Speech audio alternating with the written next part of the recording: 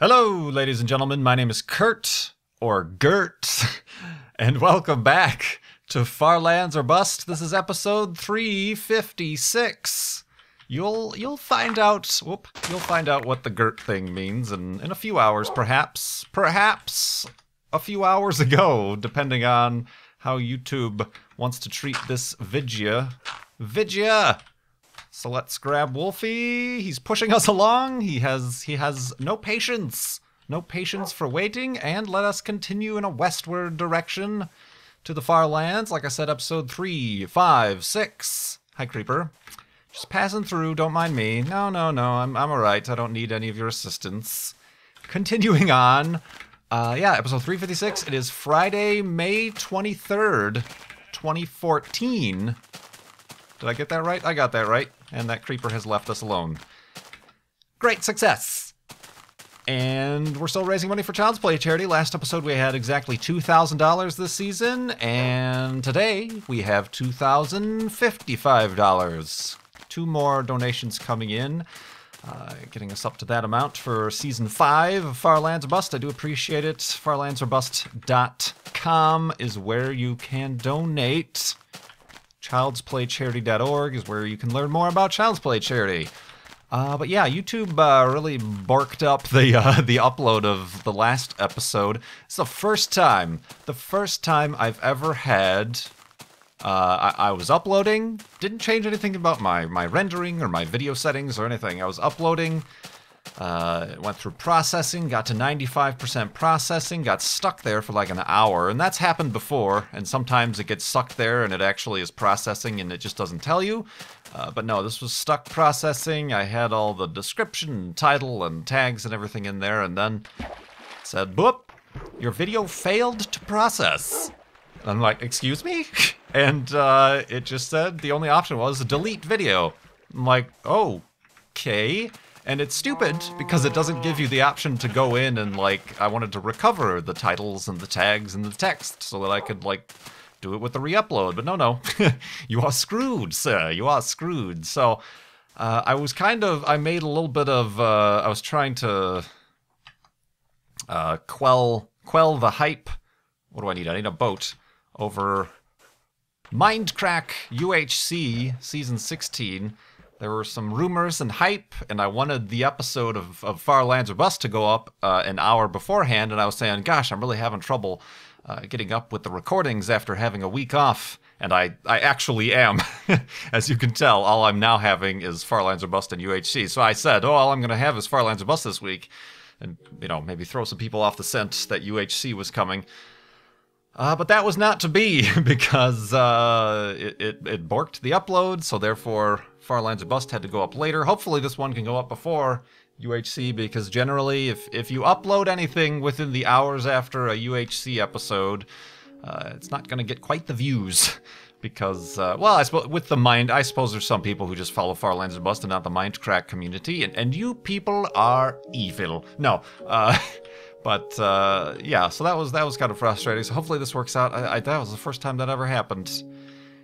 Ha, YouTube! But yeah, hopefully everything goes well, because I have some timely information for you. Space news. There is possibly, perchance, perhaps, and fingers crossed, going to be the meteor shower of the year tonight. Like I said, it's Friday, May 23rd, and into the morning of May 24th for us here in the Northern Hemisphere, specifically favoring us in North America, USA, Canada, those types of situations. But also, you know, if you are anywhere else in the world, I suppose it might be kind of getting late for you in Europe, but that's actually better. A meteor shower, a new meteor shower, is perhaps, it's being estimated, perhaps going to take place. Meteor showers are when Earth generally passes through the debris field, the dust left by a comet, and this is a new comet, and this is possibly the first, perhaps the second, but possibly the first time the planet Earth is passing through this particular comet's dust field, so that means it hasn't been stripped of its dust. It's like a brand new, fresh fresh coat of snow, of snowy, dusty comet debris. So they're estimating perhaps anywhere at its peak between 100 and 200 comets per hour. Your standard, or not comets, I'm sorry, meteors per hour. Your standard meteor shower is anywhere between, you know, for a good one, 50, 60 meteors per hour, you know, 1 per minute or so. That's what your what are the big ones? The Perseids, the Perseids, and there's other ones. There's like 4 main ones that happen annually, every year. That's what annually means. Generally, that's what annually means. But this one is a new one. This one is coming from the comet 209P Linear, which was discovered in 2004 as a comet. And like I said, it's estimated that this is the first time Earth has passed through the debris. Predicted rates, like I said, 100 to 400 meters per hour. It could be bust. Like I said, they estimate based on the production of the comet, of the dust, and they say even this particular comet actually has a low dust production value, but the dust it does produce is of quite large size. So while there may be few and far between, they're large enough where they'll create the bright comets, so they'll be easier to see. And the peak is going to be about 3:20 a.m. Eastern Daylight Time tonight and into the morning of Friday, Saturday, May 23rd, 24th. Could I have said those dates any more confusingly? I'm not sure. Let's find out. Oh, let's... Yee! Careful, Wolfie! Oh, well done. Well done. Although you've taken some damage previously, your tail's a little bit down. But yeah, check that out. And I'm actually... it's looking like I might be a little bit lucky and get clear skies. I'm not sure what I'm going to do. The best thing for watching a meteor shower is get to a dark site away from city lights. And I'm not saying, oh, find yourself in a darkened alley or anything like that. Like, you need to get miles away from the city. This one in particular, the meteor shower is being named the Camelopardalids. They're always named based on the constellation they emanate from, and this is like a really strange and rarely known constellation, but it's near, basically you need to know it's near the North Star. So towards the north, which is good because it's visible. Oh, another kind of pre-made hidey hole.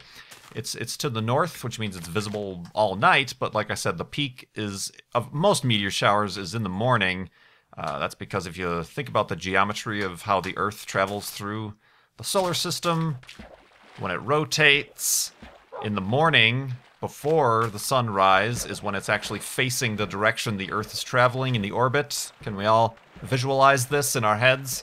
That is when your part of the sky is going to be facing the debris cloud it's passing through. So I don't know. I'm not sure if I am personally going to partake in taking a long trip away from Chicago to try to view this. If we're lucky, like I said, the particles of this comet are large enough where they're going to create bright meteors. Gosh, so many terms and terminology to get confused here between meteors and comets and meteorites and meteor showers and bleh.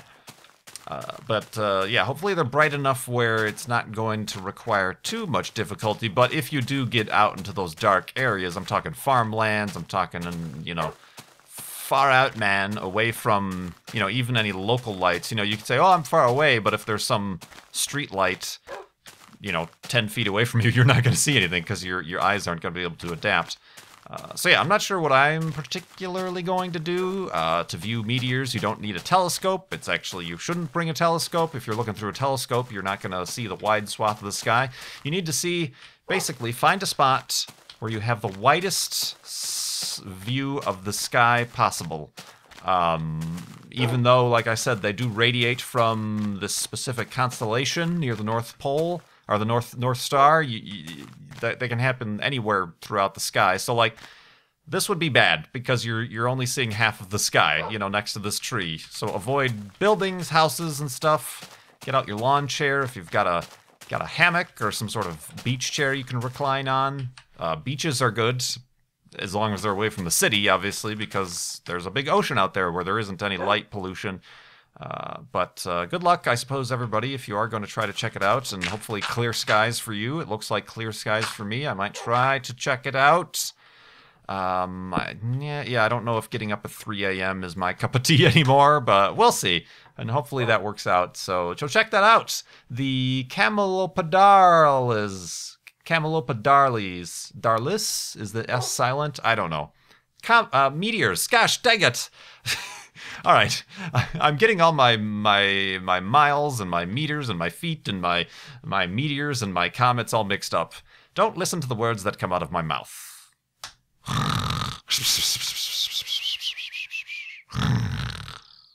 And asleepness, because, get it? I was messing up my words. Yeah, jokes.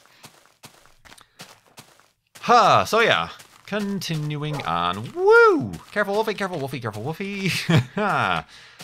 Minecraft. So yeah, another thing I forgot to mention, and unfortunately I didn't make that big a deal out at the time, but our friend Dr. Brian Lorgon111 is actually part of our Mindcrack UHC this season.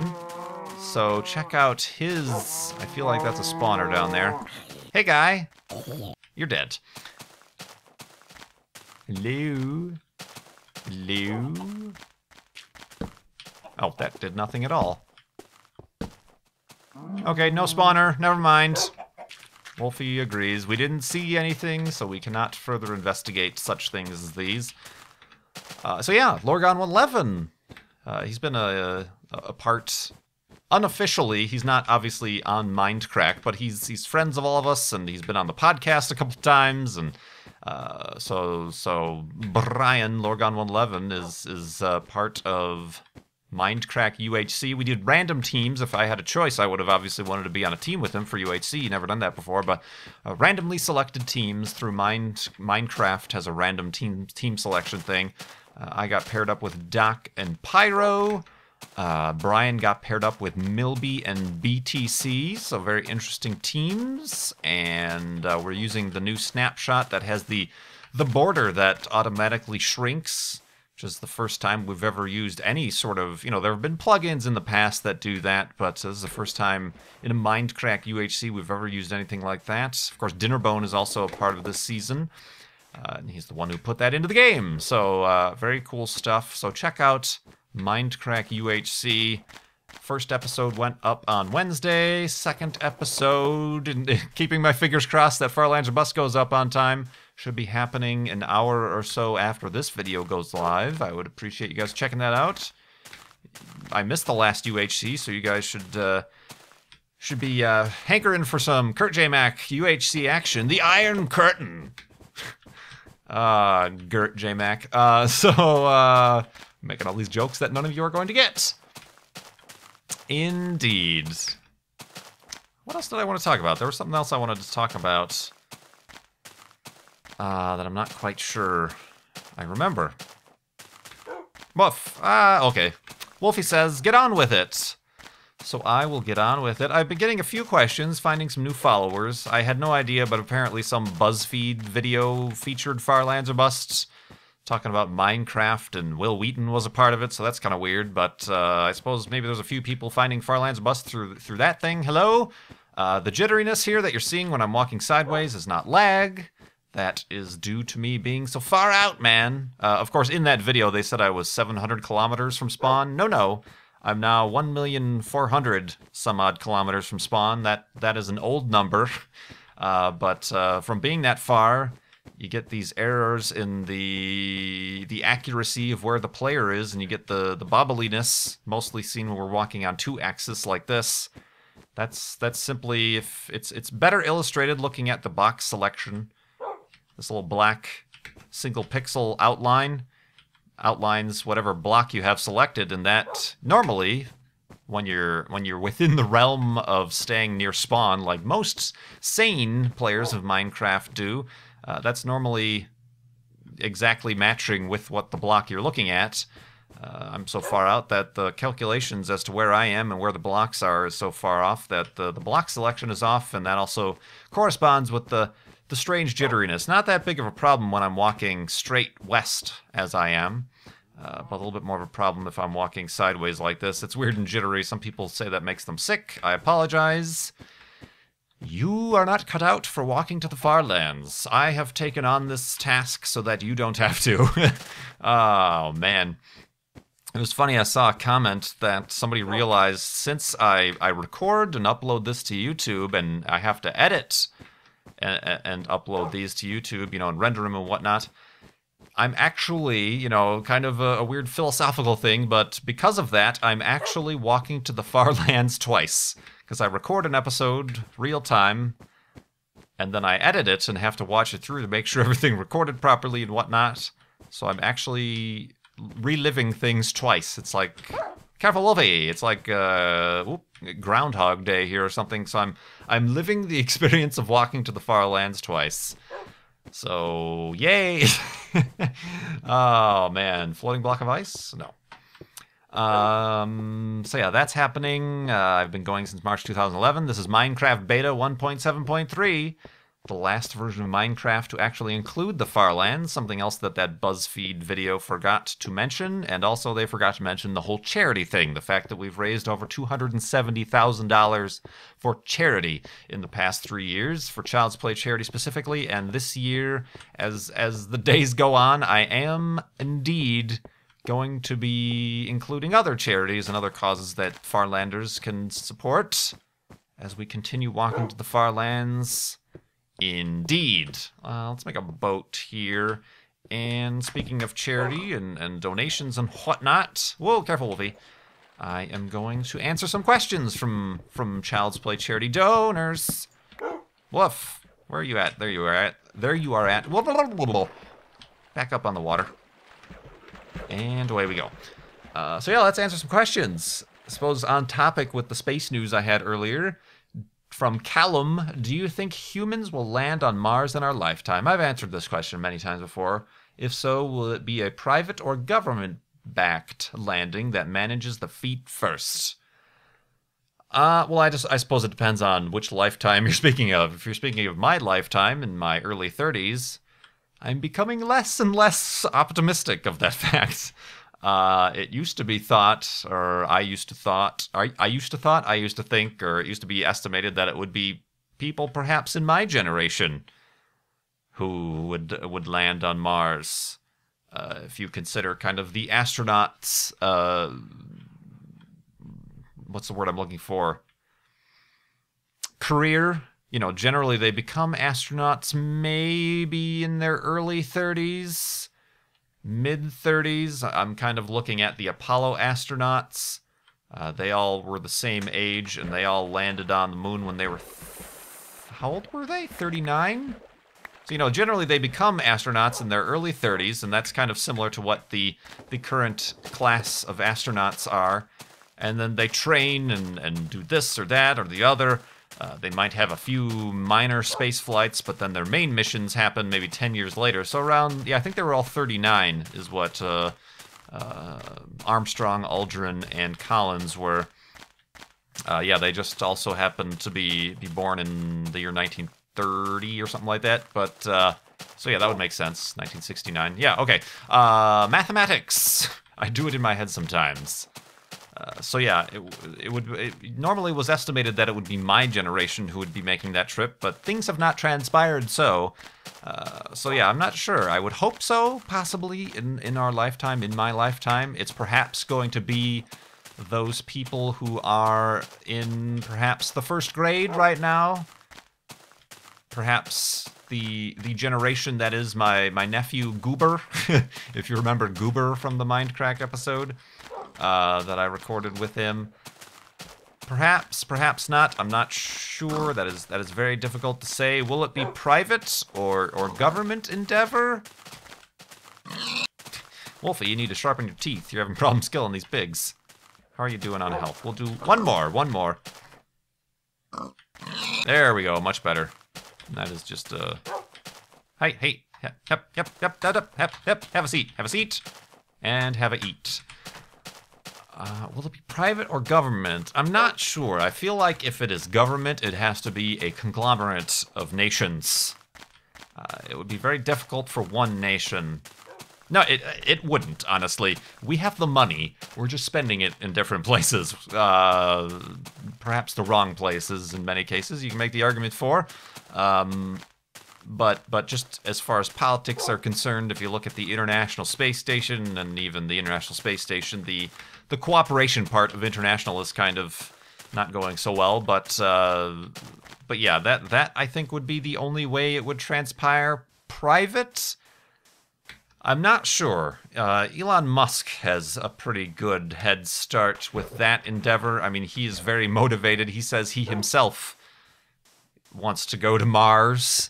And, you know, that might have been the reason he started SpaceX. It might not have been the reason he started SpaceX. He's a businessman, an entrepreneur. But, you know, he himself wants to go to Mars. He's older than I am. But we'll see about that. You know, that would certainly be the motivation. I've as in the past, as I've said, I'm kind of a little bit skeptical of the whole Mars One thing. It just... Their funding model is basically what I'm skeptical of. I'm not skeptical of the fact that perhaps a private company could do it, but it's their funding model that I don't feel will be able to back up their claims and their goals. But who knows? I'm not sure. I'm not sure where to go with that. Either one, I would be more than happy to see. But let's go to sleep and continue answering questions in the morning.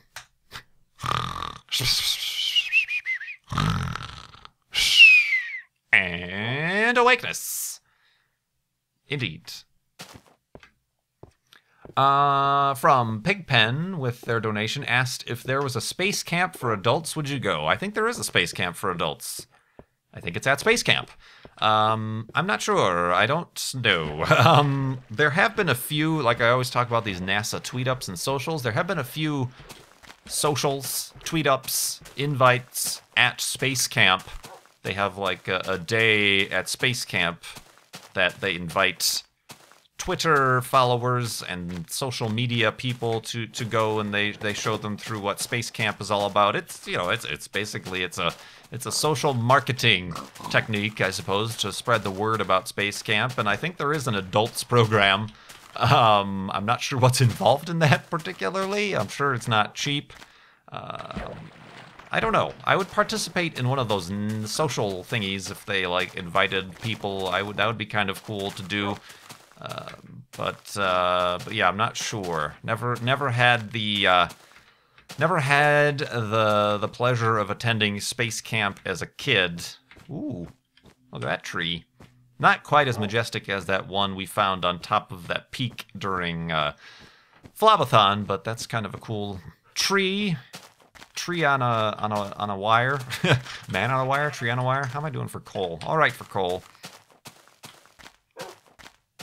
But yeah, I suppose if I answered yes, then why have I not gone yet? So, because I think there is one for adults. You'll have to fact check that for me. It's like erosion. Eroding.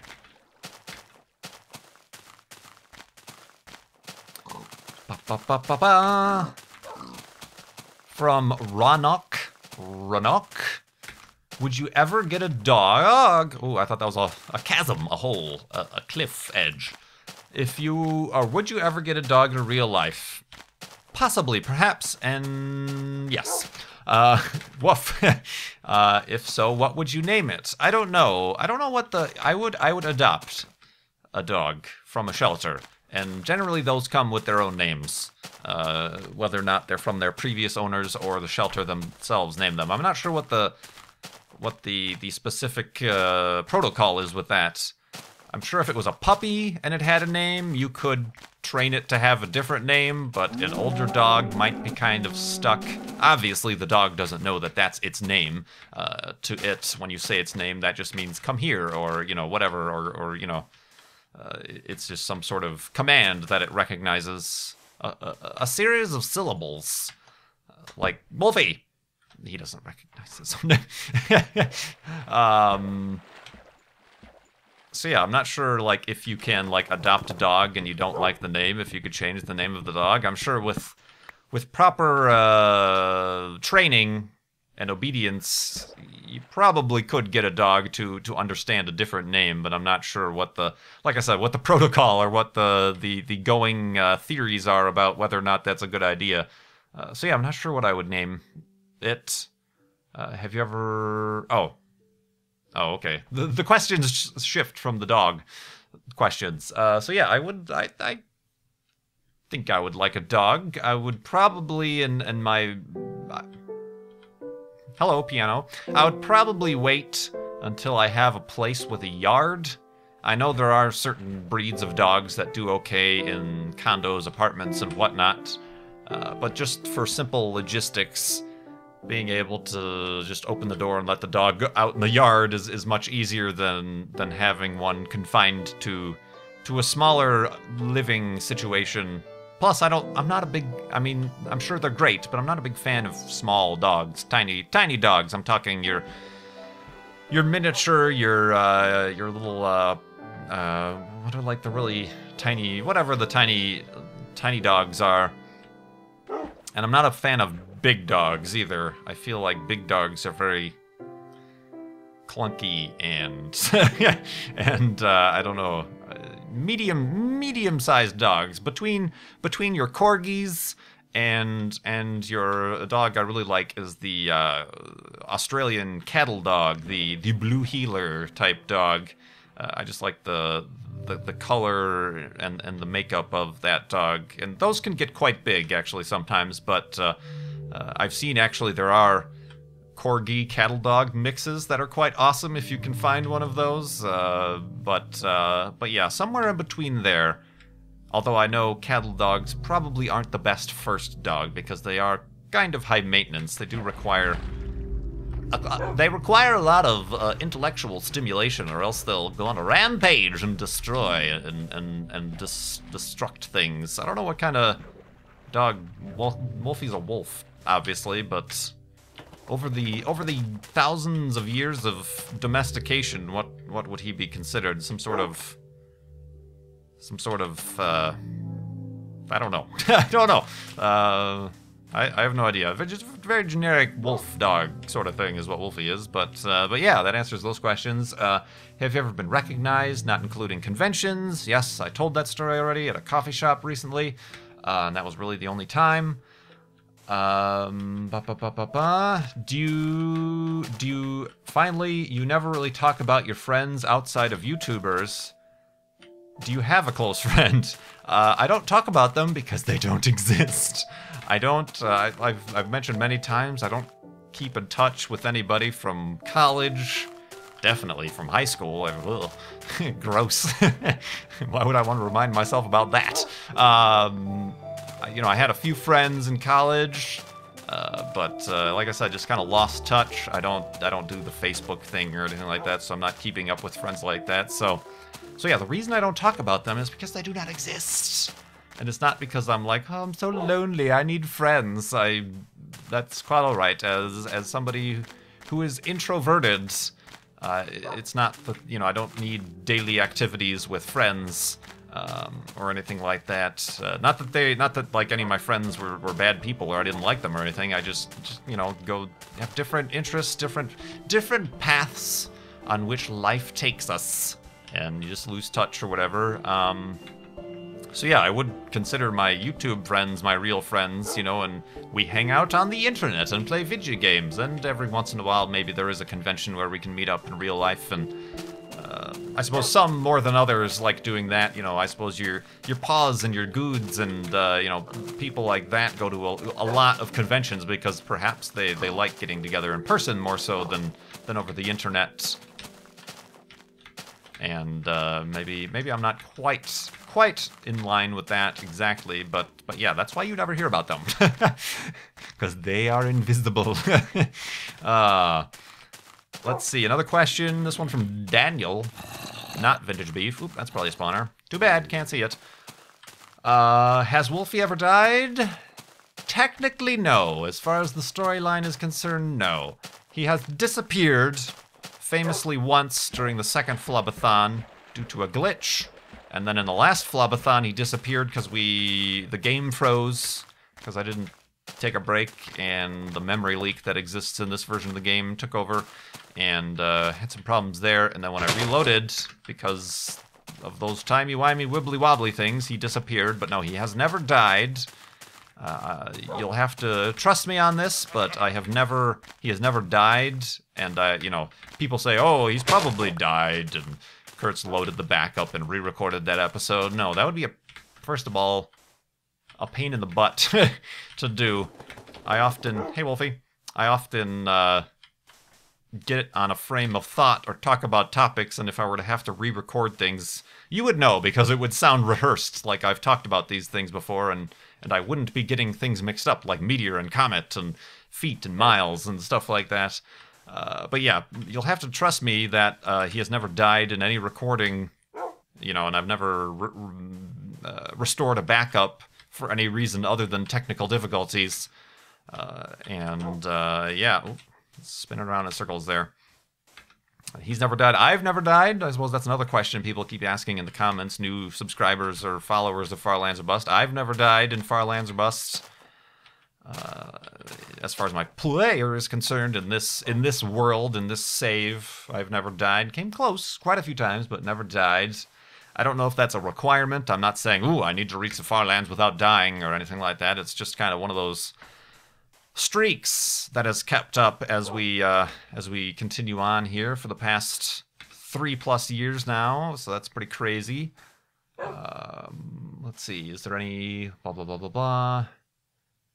Do you see yourself playing long enough to make it to the Far Lands? The fact that it's a possibility is what keeps it interesting for me, and what's quite amazing. You know, the fact that we are 13% of the way there, a measurable amount. You know, it's not like I've been doing this and we're only, oh man, we've got like so long to go. It's the fact that it's possible is kind of the crazy thing that keeps me going. Possible within the vanilla version of the game, without, I'm not going to have to say, okay, it's been 22 years, I'm going to have to start teleporting myself there now. You know, it is physically possible for this to happen, and that I think is all I'm going to be able to say about that. You know, whether or not YouTube is around long enough, whether or not I'm able to maintain my status of a full-time YouTuber, or, you know, other sorts of what's